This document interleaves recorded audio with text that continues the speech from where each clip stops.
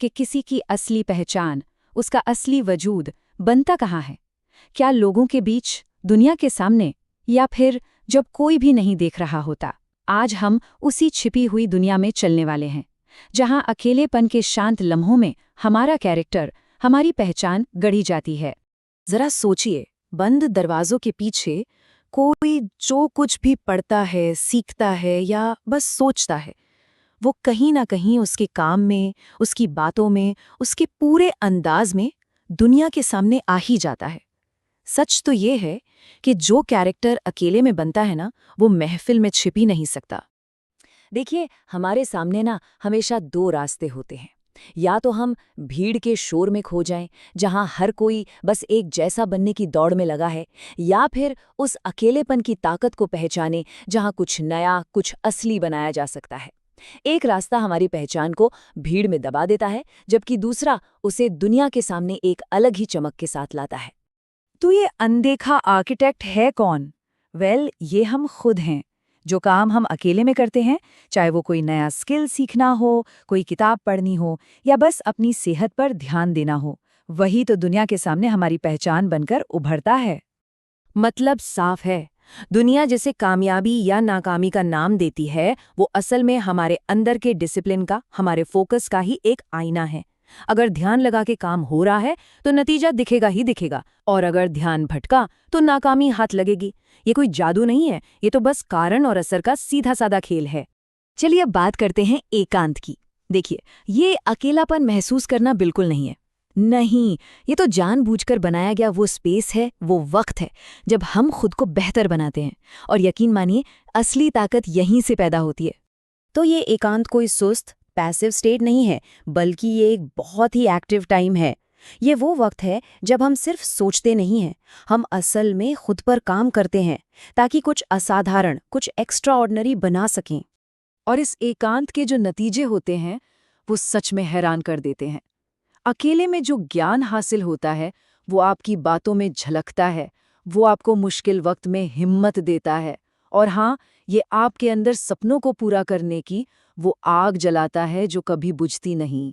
तो चलिए अब कुछ ऐसे लोगों की कहानियां देखते हैं, जिन्होंने मुश्किलों को गले लगाया, अकेले में मेहनत की और फिर कुछ ऐसा कर दिखाया जो आज एक मिसाल है। और यही सवाल हमें सीधे सारा ब्लेकली की कहानी की तरफ ले जाता है। एक ऐसी महिला जिन्होंने अपनी सबसे बड़ी कमजोरियों को ही अपनी सबसे बड़ी ताकत बना लिया। उनकी राह आसान तो बिल्कुल नहीं थी। सोचिए, वो लॉयर बनना चाहती थीं, लेकिन बार बार एग्जाम में फेल हुईं।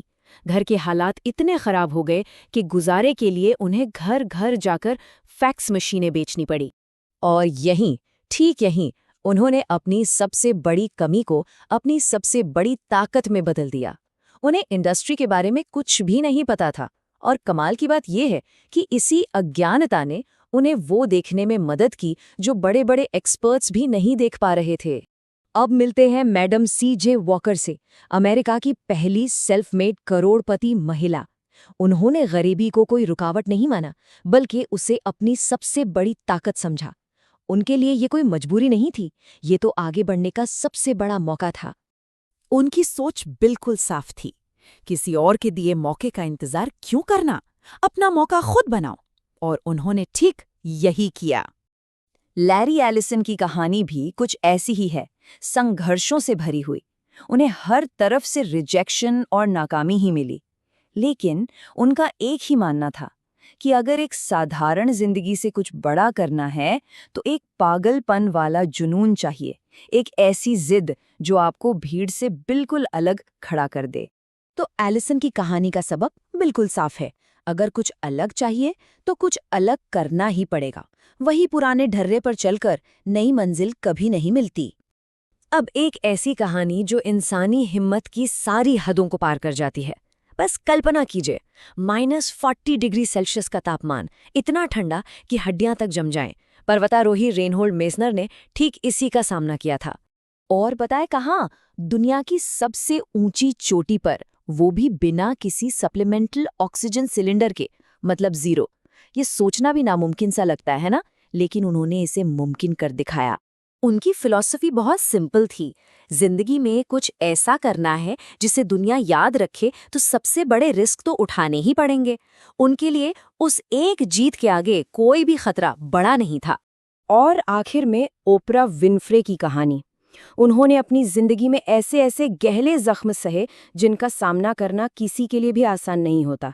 यहाँ तक कि उन्हें ये भी कहा गया कि वो कभी कामयाब हो ही नहीं सकती। लेकिन उन्होंने अपने दर्द को अपनी कमजोरी नहीं बनने दिया। नहीं, उन्होंने हर एक जख्म को अपनी ताकत बनाया, हर ताने को, हर आलोचना को अपनी कामयाबी की सीढ़ी बना लिया। तो इन सभी कहानियों में एक बात बिल्कुल कॉमन है, वो है चुपचाप बिना किसी दिखावे के बस अपना काम करते रहने का अनुशासन। तो चलिए समझते हैं कि ये काम कैसे करता है। देखिए, कामयाब लोगों का तरीका यही होता है। स्टेप 1, चुपचाप तैयारी करो, दुनिया की नजरों से दूर। स्टेप 2, बाहर के शोर को, लोगों की राय को पूरी तरह से इग्नोर करो। और स्टेप 3, अपने नतीजों को ही बोलने दो। वही आपकी सबसे बड़ी अनाउंसमेंट होगी। वो बहस नहीं करते, वो ऐलान नहीं करते, वो सिर्फ काम करते हैं, और उनका काम ही दुनिया को जवाब देता है। उनकी ये चुप्पी एक सोची समझी स्ट्रैटेजी होती है। तो हमने अब तक जो कुछ भी देखा, एकांत की ताकत, मुश्किलों से सीखना और खामोशी से किया गया काम, ये सारी चीजें एक ही सच की तरफ इशारा करती हैं कि हमारी पहचान हमें कहीं से मिलती नहीं है, हम उसे खुद बनाते हैं। और यही बात हमें इस आखिरी सबसे जरूरी सवाल पर ले आती है। हर कोई हर पल अपनी पहचान गढ़ रहा है। सवाल बस ये है कि आज के इन शांत पलों में क्या गढ़ा जा रहा है।